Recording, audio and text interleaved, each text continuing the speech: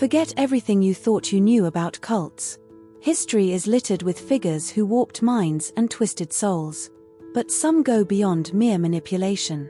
Some cult leaders don't just ask for devotion, they demand unthinkable acts. You're about to hear the chilling, utterly disturbing true story of a man who didn't just break his followers, he completely rebuilt their reality, pushing them to commit acts so extreme, so beyond comprehension, they'll leave you questioning the very nature of human will. This isn't a cautionary tale. This is a descent into a nightmare, where faith became fear, and obedience became destruction. From bizarre loyalty tests to unimaginable depravity, prepare to confront the dark truth of how one man transformed ordinary people into instruments of his own madness. Before the horror, there was the allure. Our subject, let's call him Brother Gideon, not his real name, but close enough to capture the insidious piety he projected, didn't start with demands. He started with promises. Promises of enlightenment, of true belonging, of a hidden wisdom the outside world would never grasp. He targeted the vulnerable, the lonely, the disillusioned, the seekers yearning for purpose. He wasn't a ranting madman at first. He was charming, articulate, incredibly persuasive. He spoke of universal love, of self-sufficiency, of building a utopian community far from the corruption of modern society. He offered solace, structure, and a profound sense of family. But here's the insidious twist: that family came with a price that rapidly escalated beyond anything imaginable. He fostered an environment of absolute dependence. No outside media, no contact with former lives, constant spiritual exercises that were, in reality, sleep deprivation and psychological conditioning. They were deliberately isolated, their old identities systematically dismantled, piece by agonizing piece. What your average cult documentary won't show you is the subtle, almost imperceptible erosion of self that takes place. Brother Gideon didn't just preach, he engineered. He would hold truth sessions that lasted for days, forcing followers to confess their deepest fears, their most shameful secrets. This wasn't therapy, it was data collection. He now held the keys to their deepest vulnerabilities, which he would later exploit with devastating precision. He cultivated an us vs them mentality so intensely that anyone who questioned him became an immediate enemy, a threat to the family. And the punishment for questioning? Public humiliation, severe manual labor, and excruciating psychological re-education. Once ensnared, the demands became increasingly bizarre, increasingly depraved.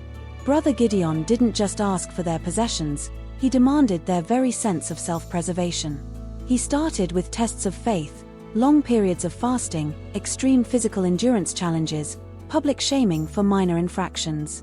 These weren't about spiritual growth, they were about breaking their will, conditioning them to accept any command, no matter how illogical or painful. But here's where the story takes a truly disturbing turn.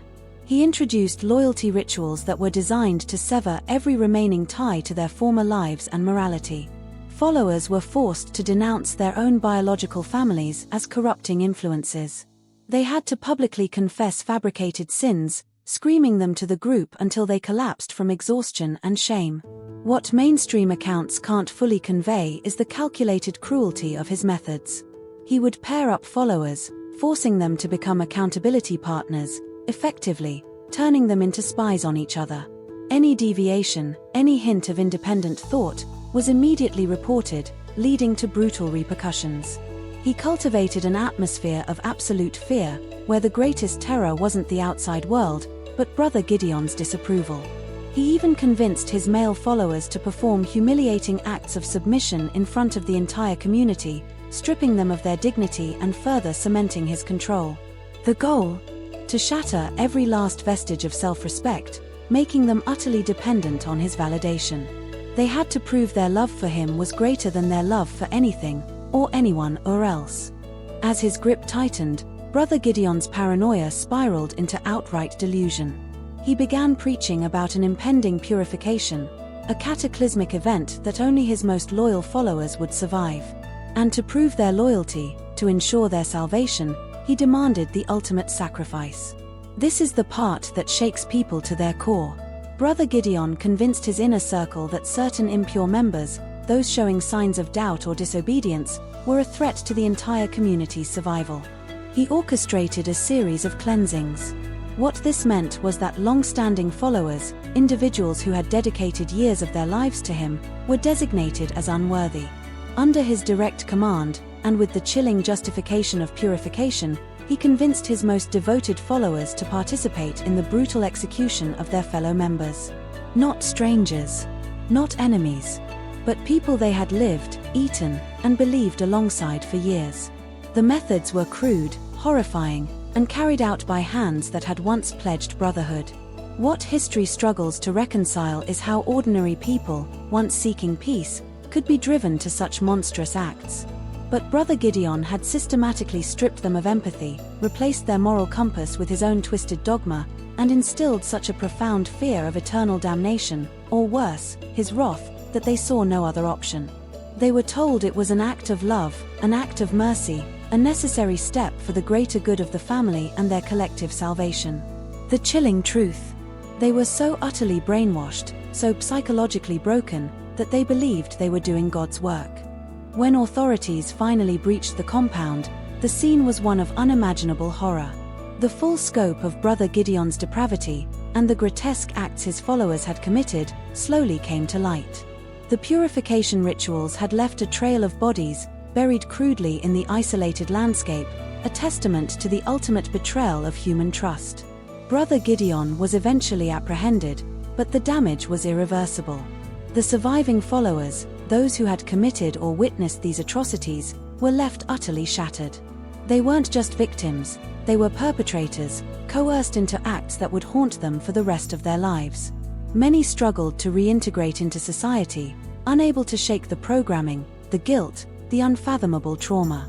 What society often fails to grasp is that the scars of cult abuse run far deeper than physical injury. These individuals lost their identities, their moral frameworks, and their very humanity, all under the spell of one man. They were robbed of their capacity for independent thought, turned into extensions of his will, forced to commit acts that defy all human decency. The disturbing true story of Brother Gideon is a stark reminder not just of the dangers of unchecked charisma, but of the terrifying fragility of the human mind when exposed to absolute power and relentless psychological warfare. It's a chilling testament to how easily our deepest needs for belonging and purpose can be twisted into a weapon, pushing ordinary people to commit the utterly unthinkable. If this disturbing insight into the darkest corners of human manipulation has left you questioning everything, then hit that subscribe button. Because the truth about cults and the human psyche is far more terrifying than any fiction.